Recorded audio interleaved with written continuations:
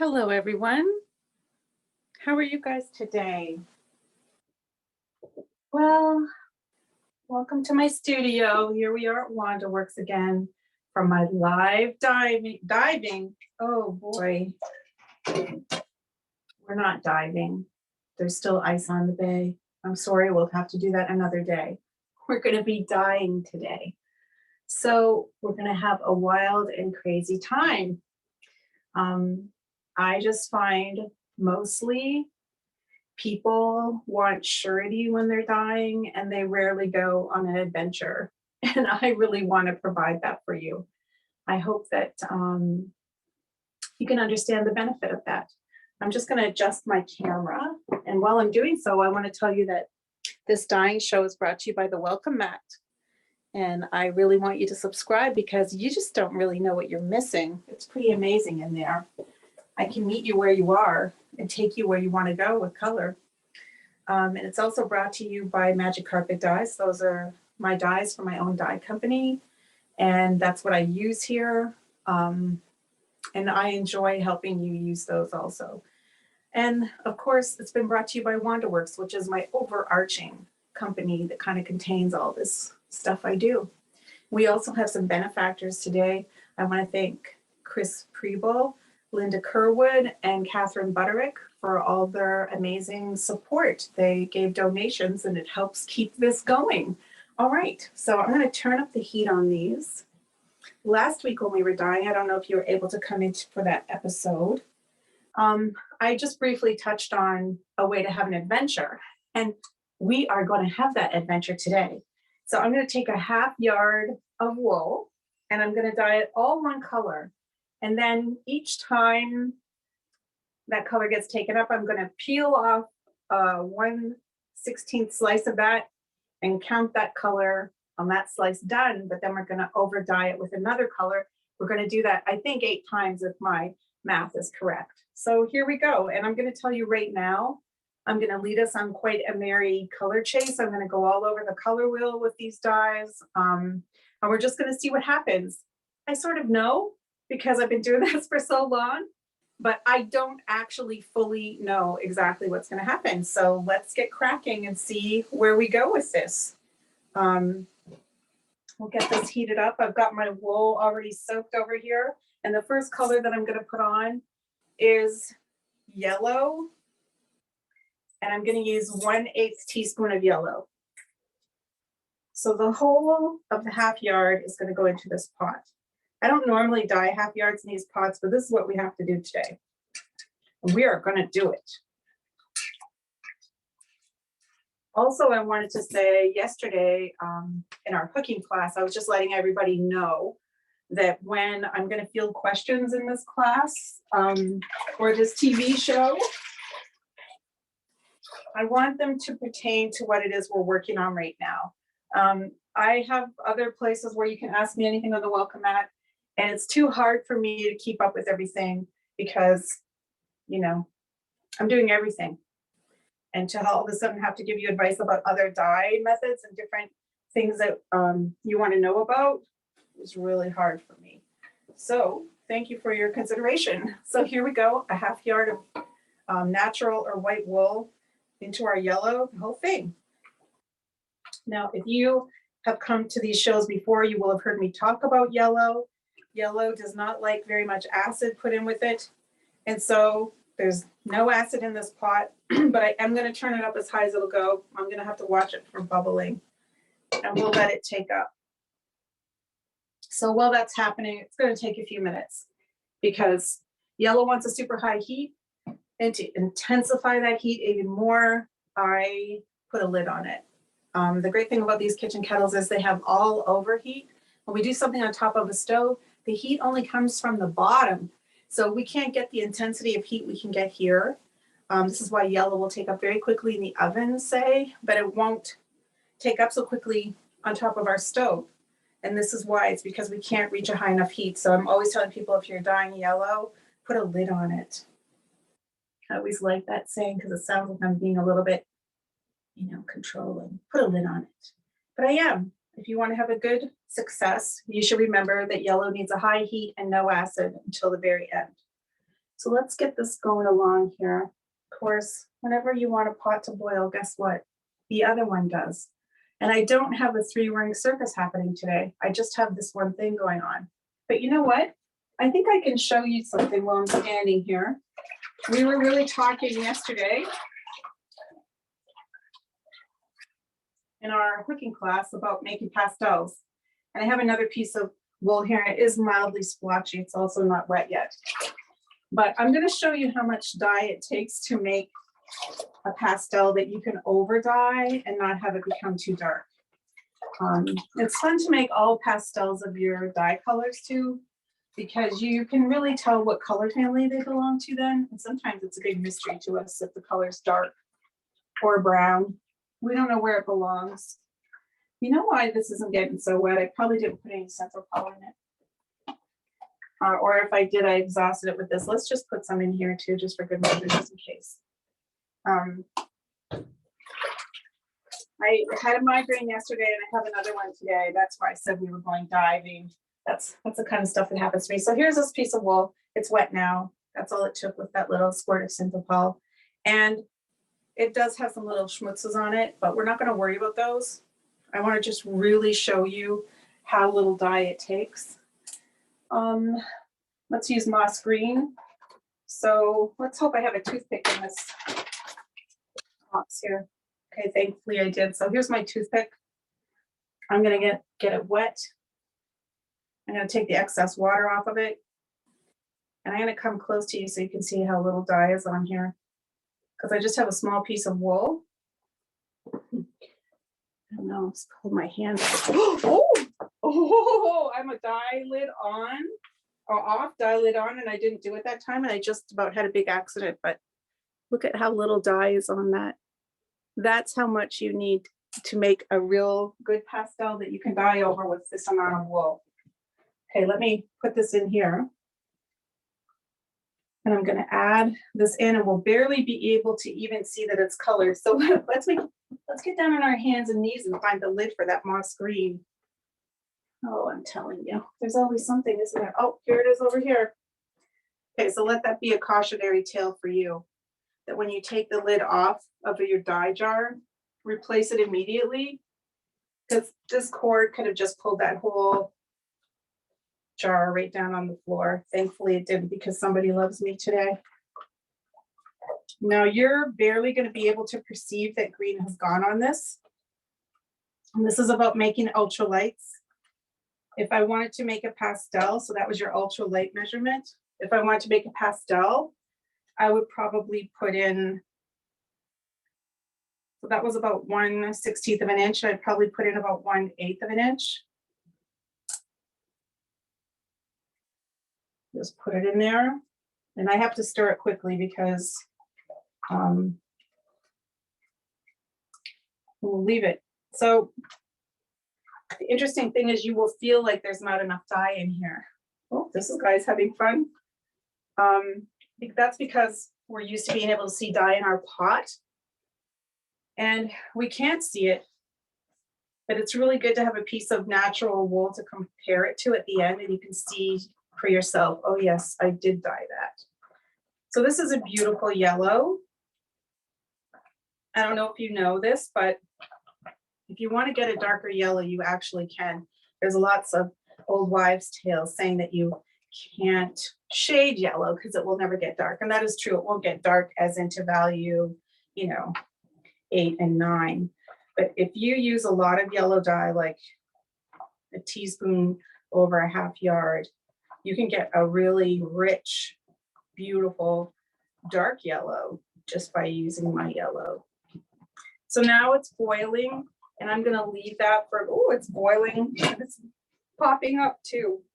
I'm going to leave that for a minute. I shouldn't have started with yellow, but I wanted to because I wanted to talk about it, and also it just takes longer to take up. So we just have to be patient.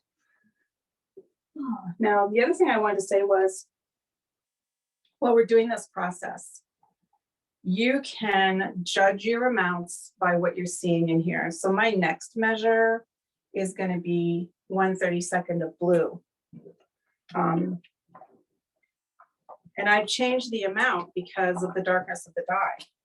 And you want to take that into consideration. I've said before, and I'll say it again, you probably get sick of hearing me say the same things over and over again. You need to dye your wools in a sample that you keep equal. So 1/32 to 1/32, so that you can understand what value you've got. So there's still a goodly amount of dye in this water. And I kind of want it to take up, but I'm only going to add to this pot while it's boiling 1/32 of citric acid. And people often will say to me when I'm teaching dyeing in real life, we are in real life, but when they're right with me, like, well, if I just put the citric acid in that one spot, how will it go all through the water? But water is a great conductor of things. So if you're making some kind of soup and you just put salt over the top, does it go to the bottom? Yes, indeedy, because the water carries it there. So I'm really letting this roll at a hard boil. And the real secret for yellow is, now I'm going to shut it off for a second. Meanwhile, let's look over here and see our delicately greened piece of wool. So now this is a light. It was light before and it's a little darker, but it's definitely still a value number 1 or 1.5. So let's turn it into what I like to describe as a real pastel. Okay, so that wool's slightly over the 16th. It's a little bit longer. So now I'm going to add about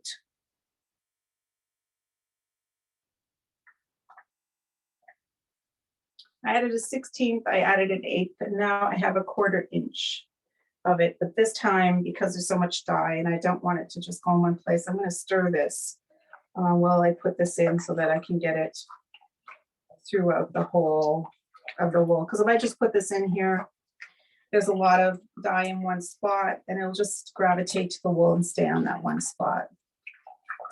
And you'll notice also I haven't put any acid in here. And that doesn't mean I'm not going to and I don't want to. This dye just takes up without it. Okay, let's check this guy and see what's happening. So still the water is looking pretty yellow. At home, I might have to wait upwards of 10 minutes or so for this to happen. But I think what we're going to do is switch over to this pot as soon as I get this to take up. So I'll add a little bit of acid. So I'm going to take out this and switch over to this pot because I kind of anticipated that. So now I'll be able to quickly clear the green out of here. I'm a 2-pot dyer. I like having that option of switching over. And look, behold, my friends, look what I have brought to us today. My tray. No more using my lid like a lunatic. All right. So now you can see we're getting into more pastel land. Okay. All right. Now I'm very carefully going to take this out because I want to take one of the pieces off of here. So I have to do a bit of handling of this hot, wet wool, and that can be a bit dangerous. So immediately I'm going to put it in this cold sink so that I can rip off one of them, because this is going to show us where we started with our yellow. Huh.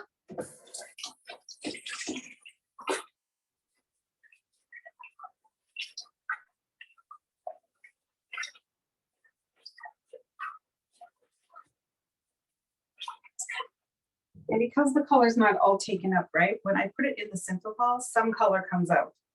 And that's normal and natural. That is the job of Synthropol, to scour out the things that are not adhered. And this is why we should always rinse our wool after we're done dyeing it. I'm going to put this in the tray, get my hands a little dry off, because if I don't, I can get dye attaching to them. And I'm going to put 1/32 of blue in this pot. And I'm just switching pots because I have residual dye in here and I don't want it to influence the blue. What did I say, 1/32? Here it is here. All right. So the rest of the wool, the 7 slices, because one is in the sink, is going to go in this blue. And I'm going to be careful because I don't really, you can make splotchy wool if you want to, but I don't want to today. And I'm going to stick this in here and move this around so that the blue is going most everywhere. And happily for us, blue takes up very quickly. So you might ask, what shall you do with this other yellow? Now, I do not want to put this yellow piece in here because I want it to be a record of what we did. So to add more yellow means it's not congruent with this pot anymore. So I could do something fun with that. I could put that little piece of green wool in here that I made. I have some nylons here I could put in. We can see how nice and I'll bring it up close to you so we have a record of this because I'm about to throw it to the wolves. So you can see how beautifully and delicately green it is. This is a good color to dye over. You can dye any color over that. It has a mild influence, but it's not going to darken things up so much. Okay. This is the way I like to dye. You can see the blue's almost all taken up and it's not, the pot's not even on, nor is there barely any acid in it. So I like these quick things to happen when we're on the dye show. Right, so I'm going to stir this around. I'm also going to throw a pair of a leg of a pantyhose in there. Let's see what happens. I'll turn it up. It's nice to have these beautiful yellows to put among things. All right, so when I'm done having this take up, I'm going to take this wool and rip off another 16th and put it in the sink. And I do have some yellow color in here, and I don't want that influencing anything either, so I'm going to take that out. And I'm noisily going to have to get some new water. Oh my goodness, it's such a rude sink. You do take on, so sir. So I'll be putting some water in here. It'll be a little bit noisy, and I apologize. But I can't handle it without cooling it off a little bit. Now, if you're using yarn, you do not want to be making these quick color changes. Okay, so I'm going to turn this up a bit more. Make sure it's plugged in. It's taking its own sweet time. I'm going to add a little bit of acid to it so that it'll take up.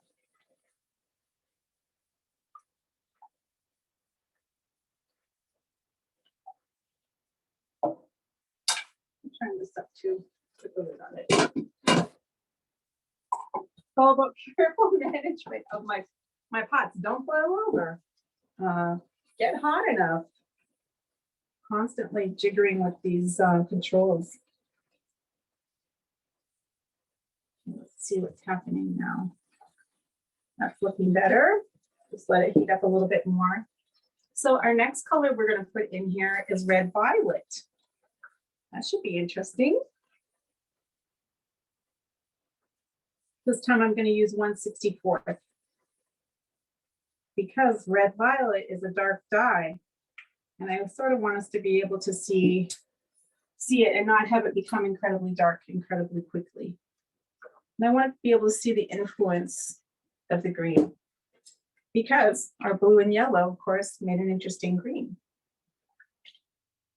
Okay, let's see what's happening in here now. I still have a tiny bit of dye, but it's not going to matter because of the power of the red violet. And it's what's left is just a teeny bit of yellow. All right, so I'm going to pop this in the sink. Ooh, that's kind of pretty.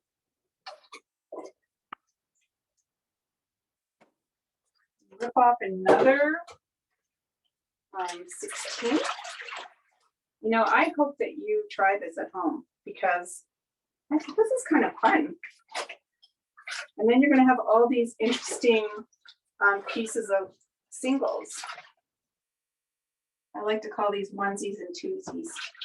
All right, now I'm going to take and put in my red violet. It's 1/64th this time. Which doesn't seem like a whole lot, but this is a dark dye.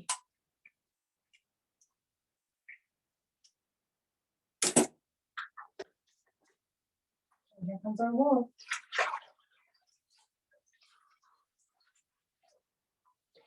Now I have 6 pieces of wool left. So I'm going to cool down this dye bath. You guys have seen me do this before. And that's because it's pretty hot and I don't want it taking up so quickly. Because you know, acid present, boiling water, I can't stir fast enough in my ancient age. All right, here we go.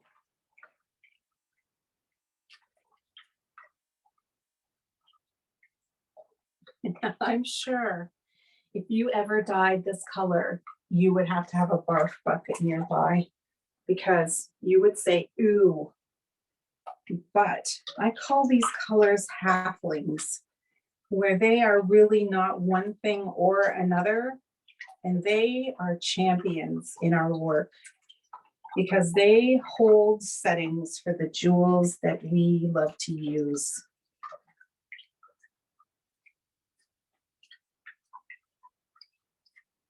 So take a bit for this to take up, of course, because I cooled the bath down. Like I can stick my finger right in there. I have to wait for it to finish taking up, but I don't know if you can see what it did.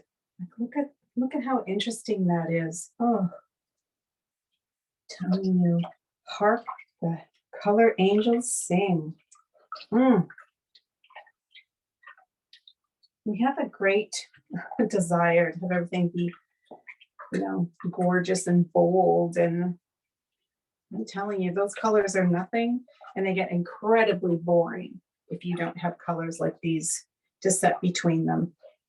I'm teaching a class right now about the high functioning of hue, and I just can't tell you the good work these old uncles in the color families do.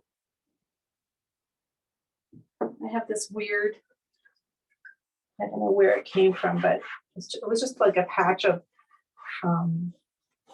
color just sitting here on the counter. It was probably from, I don't know what it was from, but anyway, I like to keep those things cleaned up. I don't feel like having anything happen to my wool that I'm preciously destroying here, making mud with. I'm deliberately also, like, I know what's going to happen if I put red violet over green, but I really want to encourage you to not be despairing when it gets to this stage, that you are, one, able to see what's possible with this, and two, reckon, you know, this is how I got here. This is what happens when you combine these colors. This is what this whole adventure is about. And it also has a wandering quality a little bit, where I can see still patches of more yellow and patches of more green. It's quite handsome. Have I convinced you yet? I hope so. I hope so. To do things like this is the greatest education you can have about your dyes. So there's just a little bit of remaining coral, and that's the color that there's still a little bit of yellow to take up because I'm not letting it cure properly, and I keep adding more acid. And that's going to prevent the take up of that yellow, but happily with Synthropol, it just gets rinsed out if it's not taken up. So our next color we're going to put over here is orange. So if I had a little bit of coral left in here, it doesn't matter that much. I have to say too, now that all the red violet has taken up, there'd be no better flesh tone than this. If you have shadows or edges of lips or under the hairline, that's a good bit of business. Alrighty. Thing about, a lot of people feel that dyeing is dangerous, and I always tell them the most dangerous thing about dyeing is steam and hot wool. Okay, so I'm taking off this guy.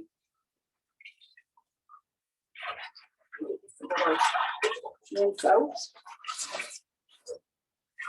I'm going to hold it up for you too, so you can see what I'm saying about these interesting sort of wandered qualities where the wool is kind of changing color across itself. Can you see that? Isn't that beautiful? Okay, so next color, orange.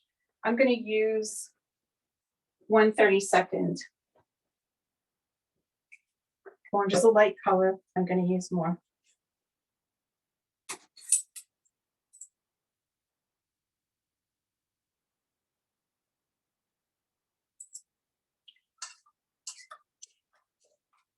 Once again, I'm just time. The wool is getting smaller, of course, so it's easier for me to start stirring, get stirring around.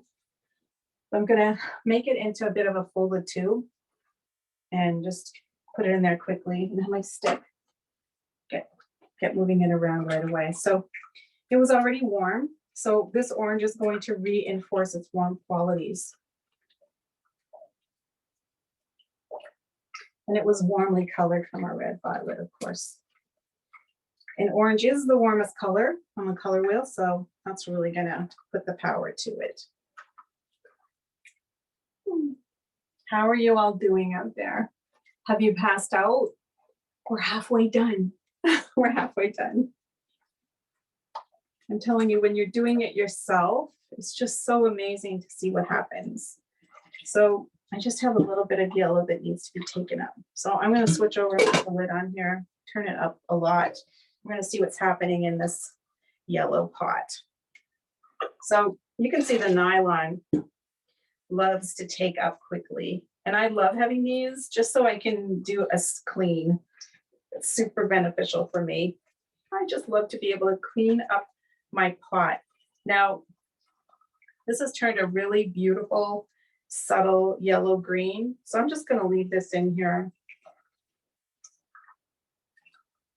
The other great thing about taking up yellow is to really stir things around. This is no longer being heated, I don't think. No, it's just on warm. And it's not, the light's not on, so I think I must have it off. And just by stirring, it's going to allow this yellow to get into this wool in a better way. You can see there's barely any left now, so I would call that clear.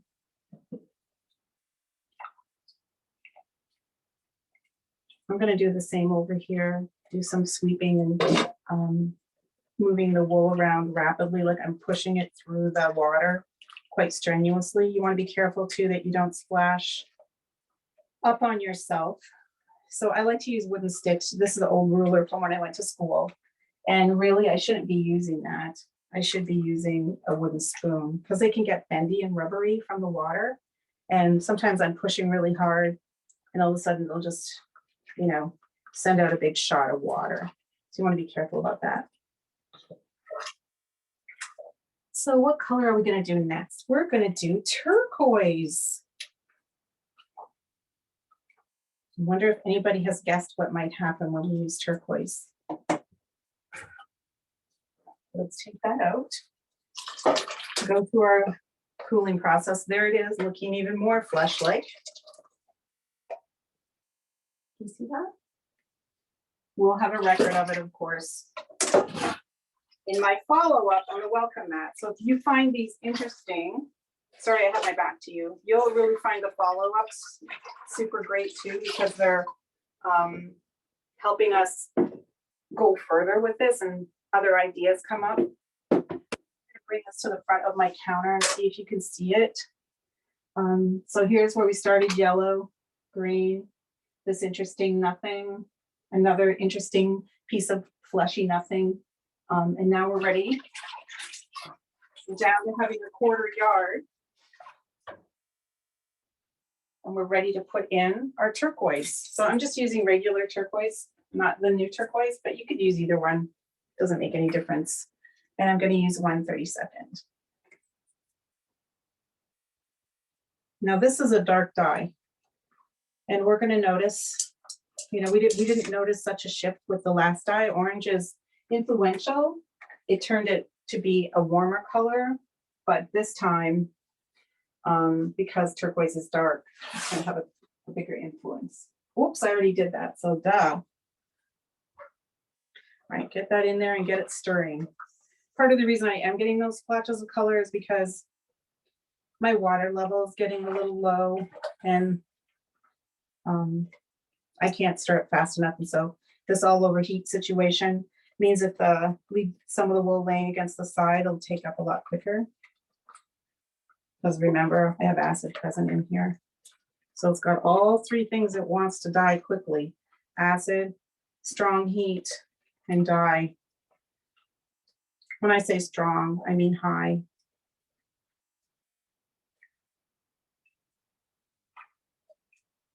So at any time during this process, if you wanted to see something different happen or more happen, I'll say, like if I wanted this to be more turquoise, I would add that much dye again. And you can do that, of course.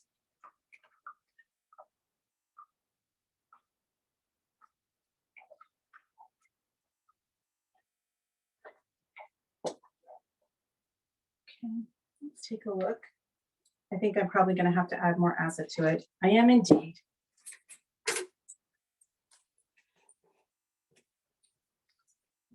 Acid amounts depend a lot on how dark the dye is and how much dye you use. So I just added a 1/16 of acid in there. And this amounts that I use are sort of what happens in my kitchen. Last year, I taught a powerful dyers class, and we found that depending on where people were, they needed to add more acid, and also depending on the strength of their acid as well. Some people had my acid, so they had to use more, you know, because of their water might be more alkaline. Okay.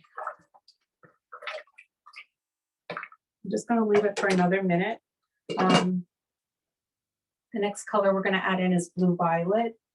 And I already have one ripped off that's turquoise. That was very smart of me. So I'll be able to just remove it. How's everybody doing and what time it is? Oh my goodness, we're really going through this rapidly. We won't have an hour-long dye session today. Isn't that nice for you? Poor long-suffering souls. Okay, I think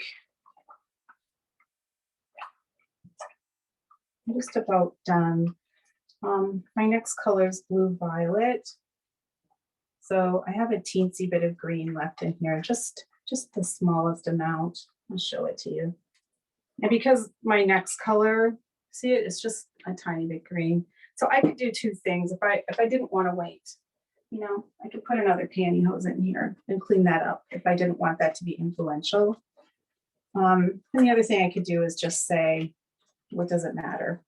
And I put the pantyhose in for your sake, but it really wouldn't matter. This little bit of green, I'll show you what it is. Because, see, it's just the tiniest amount. I mean, this is a good way to get other pastels too. It was not going to matter because of the color I'm putting in next. I have to really keep my mind on what I'm doing so I don't do something ridiculous. Like I did a few minutes ago and ripped one off when I already ripped one off. Okay, put this in here. Find where the one is that I ripped off. Ah! Here's the color it became with turquoise. Maybe now we're getting more into the place where you might admire and like these colors. Let's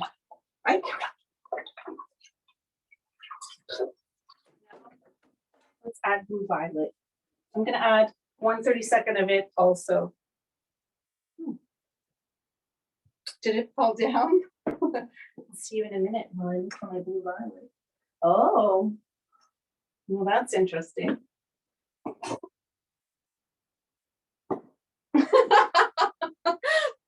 All right. Oh, I see it. Sorry for walking in front of you. I went on a little traveling trip in my great accident of March 18th. Every week we seem to have some crazy thing happen or another. 1/32 of blue violet coming right up. Again, blue violet is a dark color. So now we'll see a real difference in value. I'm getting value steps as we're moving along, as you can see. Not that we should use these necessarily as values, but certainly these can be used as flesh. I don't know about you, but I certainly have this green appear in my skin. So now we're down to having 3 remaining 1/16. And it's all gonna go in the blue violet.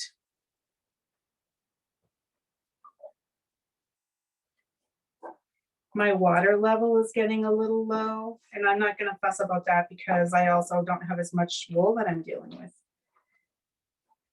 But this one's clear over here, so I could put some of that hot water in this water if I wanted to. Sometimes too, not when I'm doing this method, but if I want to and I have some color going on here and I feel this pot needs a little bit of it, I'll just take a cup of that color out and I'll put it over in here. I enjoy doing that quite a bit because I can get these really interesting colors that are hard to get with the formula. I have another little splotch of dye here. I want to keep that cleaned up. I don't want to be leaving dry dye just sitting on top of my counter. Normally I have a piece of wool here that's wet to absorb those things, but you know, I always forget something because that's the way. That's the way. Okay, so this is already taken up. And look at that color. Also another super interesting color. Let's see how much dye is left in here. It's hard to tell sometimes. There's 0. All right.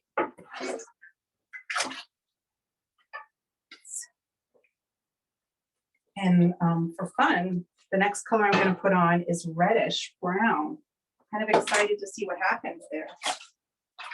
I don't know if you ever feel this way, but I often feel that purple is related to brown in many ways. Some of the best browns I ever make, I over dye purple wool that I buy or dye myself, like straight bright purples.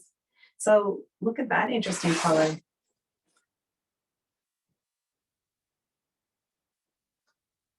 And now just 2 left.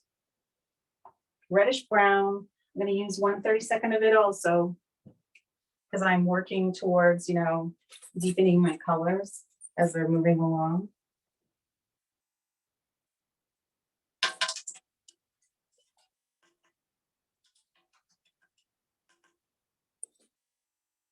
And honestly, if you have a half a yard of wool, I don't really think like it really matters what colors you use in here. It's just super interesting to see what happens. Somebody probably has their microphone on. And when you do that, people can't see me, they can just see you. So if you can shut your microphone off, that'd be super great.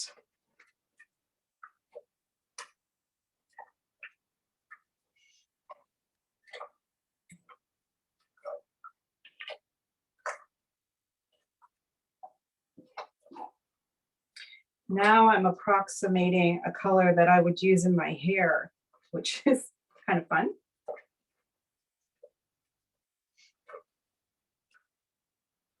I can still hear somebody's noise. If people can just check and make sure they're muted, please and thank you. It'll be up at the top and there'll be a microphone and it will say mute and you should obey it. And when you touch it, a red line will come through. That means you're no longer being heard. So right now I'm cooking this at 400.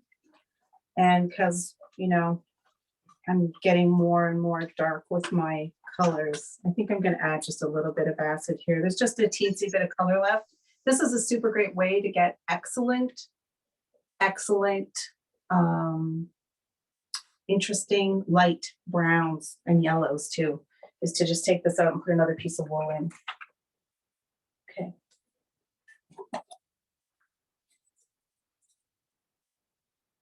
Add another 30-second of acid. Pour this back in. This will be taken up in a second.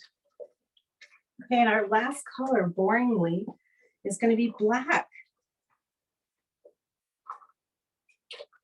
I'm also going to use 1/32 of it. Okay.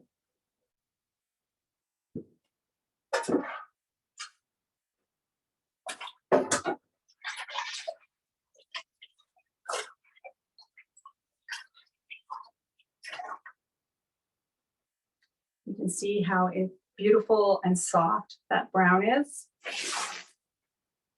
Now for my last piece, I'm going to add black. Now, I could add another color, but just for the sake of sticking to my script, I'm going to add black. It might be interesting if I added blue again, but I'm just going to add black, like I said.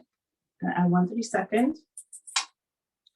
Now, it's going to get quite dark because it's just 1/16 and I'm using 1/32 over it. And consequently, black's a dark color. This piece is going to be quite dark. All right, I'm ready to answer any questions that pertain to what we're doing today, or any just generalized dyeing question. I can't really answer questions like, how do you dye XYZ? So please open up your mics and go ahead and ask me what you'd like. I have a question, Wanda. It's Catherine. Yes, Catherine. Thank you, my benefactress. Oh, you're very welcome. This is loads of fun, and I can see why some of these colors would be really good to offset some of the very bright saturated colors that I prefer. But when you I got to sort of like number 3 when you put the red violet over it, and we're sorting our fabric according to hue. So when you sort this stuff out, would that have a hue that it would go with, or do you sort of have the flesh tone section? Well, I operate in 2 ways, Catherine. So in my general store, I have something I call the flesh pot. And I put likely flesh colors in there due to the fact that people don't understand what is needed for flesh. And so they can't really see it on the shelf per se, and amongst the other colors, they don't reckon its possibilities. So I have a flesh pot, but for me, every color can be flesh. So my own personal practice, I sort it according to the family it belongs to, because as we know, hue is a square, and it goes from the brightest of bright to the opposite corner where it's a gray nothing, and goes from a light gray nothing down to the deepest dark. So yeah, well, I could see that some of those things, like behind you, one would be sort of purplish bluish, and one's definitely greenish, but so you're one of them, what's this is that? orange, right? Yeah. And this is probably going to go in one of the green families. Oh, okay. Yeah. So yeah, you just have to use your 3-in-1 color tool. It'll show you when you lay them up against it, where it belongs. Yeah. Okay. It's so good to have that tool. Okay. Yeah. Does anybody else have any questions? Yeah. When you started your journey today, what decisions did you make? Like, you went from yellow to blue, so that's kind of across the color wheel. Like, did you have any of those thoughts, or did you just do it totally randomly? Yeah, I did it for entertainment purposes. Like, I didn't want to have a certain thing happen. I do have to say, my overarching thought was, like, let people make something horrible. Because what we don't reckon is, like, sure, I could easily make some astounding array, after the style of certain people who shall be nameless. But I don't need to make an array like that. We already see too much of that. We already don't understand how valuable these nothing colors are. And we're more likely to make these than we are to make an astounding array. So if I wanted to make an astounding array, I would just march myself around the color wheel. But I would not get these interesting effects. So if you wanted a beautiful array, you should probably, if you want to start with yellow, skip a color and do the next color, and then skip a color and do the next color, because you'll get the colors between. But I'm going to tell you right now, girl, that'd be boring. And I want us to have an adventure in the dye pot. That's what I'm looking for you to have. To not worry about making what people like to describe as mud. There's nothing more needed for us than mud. We need it, and people don't have it. Yeah. Does that make sense? But with that, the time we made circles and overlapped them, would that have been a way of making the overlapping color? My friend, I remember a long time ago talking about this. Just for everybody to know, in my book, there's a rug called Intersections. I don't know what page it's on, where I hooked a circle. It was really just an apple core shape. And then I pretended that that circle and the circle beside it had a baby. And I put the color between them. That was the baby. And many people tried to do it with dye work. And that is no, you can't. It's the difference between application and the dream that we think we can achieve in dyeing. If that makes any sense, Julia. You could try to, but it wouldn't look right just because of the management of value. Does that make sense to you? So if I had a light circle and then I had a dark circle, you know, I have to have a medium value. I just can't combine those two colors. I have to pay attention to their values. And there's not very many people who can dye with that kind of accuracy. So it was kind of like people who did try to dye it, you know, it kind of was a failure for them because they couldn't ever get what happened, you know, what would happen really if those two colors did have a baby. So here's the last color. I'm going to come close to you. It's not really black. It's this interesting kind of Labrador brown. Let me bring all the colors over in the tray in their proper array. Of course, just by the nature of dyes, let's hold it here so you can see it. Just by the nature of dyes, because we started with single color and then two, these are quite bright. But once I started to go across the color wheel and I dulled these things down, I mean, I'm sorry, like I'm just so desirous to get rid of these because this is gorgeous. And if I had wanted to tone these down at the end, I could still put them in the pot and just add a tiny bit of black. I'm not going to do that though, because we need to see what happened. Does anybody else have any questions about what we did? Wanda, I have a general question. Yesterday we discussed my overdying my red, and you said, and I'm using that red from the suit, and you said to soak it until the color comes out. Well, the color is still coming out, and it's coming. So what you want to do then? Yeah, it'll continue to come out. You want to soak that in salt today. So take a cup of salt and a pail of water. Okay. And soak it in salt, and you'll find that will calm that down. Okay. Yeah. I mean, it has, and it's not red anymore. It's getting to, yeah. Yeah, and that's okay because you're going to over dye it anyway. Yeah, I was shocked, but you were right. Wow. Well, the real problem is you want to cease that. If you soak it in salt for 2 days and it's still running clear or running with pink even, you have a light kind of background. So when you go to steam your rug, that red will seep out into your background. Okay, so that's when it goes in the compost heap, huh? Well, no, it could be useful if you were making an all dark rug or something like that. Okay. Yeah, it's still useful, but just not labels. Background. Yeah, because then, well, you hazmat labels. It makes your object into an angel because it gets a pink halo. That can be interesting too, to play with that effect. Not on this rug. Yeah. So I have a question for you guys. Are you ready to have an adventure in your dye pots this week? Go wild and crazy. What kind of adventure? I was just this one that I showed Paula. Good morning, Paula.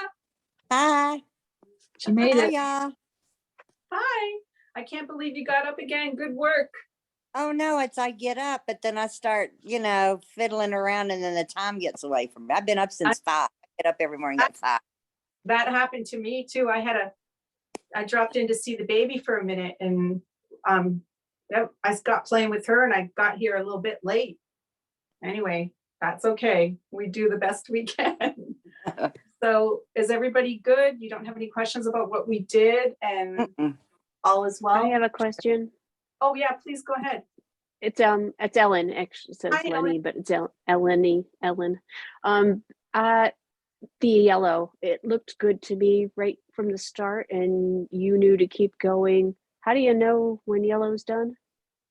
Oh, the water gets clear. I mean, I had to stop the process and dealt with that because It just will take too long for this show, but normally I would wait until it was clear. Yep, let me show you what clear looks like.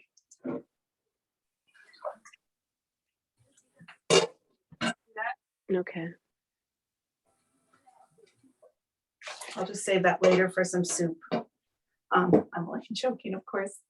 Yeah, so you just want to wait and you want to take its full time to take in. And it takes high heat, a lid, and very little acid. Sometimes I'll just, once it comes to a real hard boil, I'll shut off my heat and I'll add the acid and I'll just walk away for 20 minutes or so. Come back and the water's usually clear, but I couldn't do that today because of our processes. Is why I have my second pot. Yeah. Okay. Just patience and very little acid. Any other questions today? No? Okay, I just want to remind you to go to wandaworks.ca for every colorful need you have. And please invite your friends to this. If they join the Welcome Mat as a member and they don't even have to subscribe, they can still come to this. I have a goal by the end of April that we have 50 people watching this every Friday. So let's see if we can make that happen, okay? You have a great week and I want to see your dyeing. I'm excited about what we did today and I want to see some adventures, even if they're vile, because we can still over dye them, right? You have a great, colorful week and I will see you next Friday, or if not before, if you're a member of the Welcome. Thank you. Bye-bye. Thanks for Thank coming you. so much. Thank you. Yeah. Bye. Bye. Thanks, Wanda.